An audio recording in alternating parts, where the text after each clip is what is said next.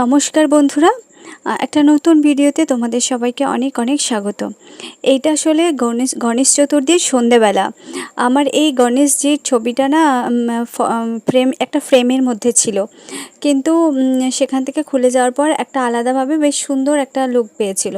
তা ভাবছিলাম যে আজকে যে একটু ছবিটা দেবো সেটা কেমন শুধুই, তাই জন্য আমার ঘরে কালারও ছিল, লাল হলুদ দিয়ে গণেশজিকে একটুখানি সাজালাম। আমার তো খুব সুন্দর লেগেছে। তোমাদের কেমন লেগেছে জানিও। ভিডিওটা ভালো লাগলে অবশ্যই লাইক এবং সাবস্ক্রাইব করো। আর আমার গণেশজির একটা নতুন লুক পেয়েছে। আর ছোট্ট গণেশজি, কিন্তু ছোট্ট গণেশজির মধ্যে না পুরোটা ফুটে উঠেছে। একই কালারের ছিল, সেখানে লাল হলুদের কম্বিনেশনের শ্যুটটা আর টিপটা জাস্ট অসাম হয়ে গেছে।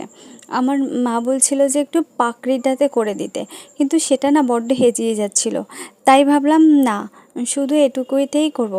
এবং আমি এক হাতে ক্যামেরা ধরেছি আর এক হাতে আমি এভাবে কালার করছি কাঠি দিয়ে। কাঠিতে তো বেশি একটা কালার ওঠে না, সুতরাং অনেকটাই অসুবিধা হচ্ছে। কিন্তু আমার গণেশজিকে সাজাতে যত অসুবিধাই হোক না কেন, আমি তো সাজাবই। এবং ফাইনালি আমি ওটাকে সাজিয়েছি, আর আমাদের খুব সুন্দর লাগছে। চোখটাকেও কালো করে দিয়েছি। সবটা হয়তো দেখাতে পারলাম না, কিন্তু লাস্ট পর্যন্ত দেখতে পাবে যে গণেশজিকে কেমন লাগছে।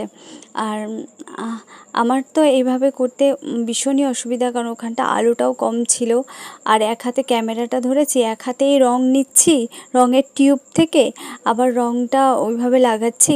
যেহেতু কাঠিতে কম রং উঠছে, সেহেতু বারবার আমাকে কালারটা নিতে হচ্ছে, যে টিউবের মধ্যে কালারটা আছে। একটু অসুবিধা হচ্ছিল, কিন্তু গণেশজির আশীর্বাদে একদম ফিনালি হয়েছে। আমরা সবাই জয় গণেশও বলতেই পারি না। তো এটা ছিল গণেশ চতুর্থীর দিনের ভিডিও, কিন্তু আজকে আমি এটাকে আপলোড করব, কারণ আমি সময় পাইনি। আমার শরীর ভীষণ খারাপ, সারা গা হাত পা যন্ত্রণা করছে, ব্যথা করছে। হয়তো জানি না, আমার অসুবিধাটা হয়তো বেড়ে গেছে। আমি একদিন শেয়ার করব যে আমার কী অসুখ আছে আর কেনই বা আমি এতটা কষ্ট পাই। কষ্ট হয়তো ঈশ্বরের আশীর্বাদে হয় না, কিন্তু ধীরে ধীরে হয়তো আমার দিনটা ছোট হয়ে আসছে। তো আমার প্রত্যেকটা না গাঁটে গাঁটে যন্ত্রণা হচ্ছে।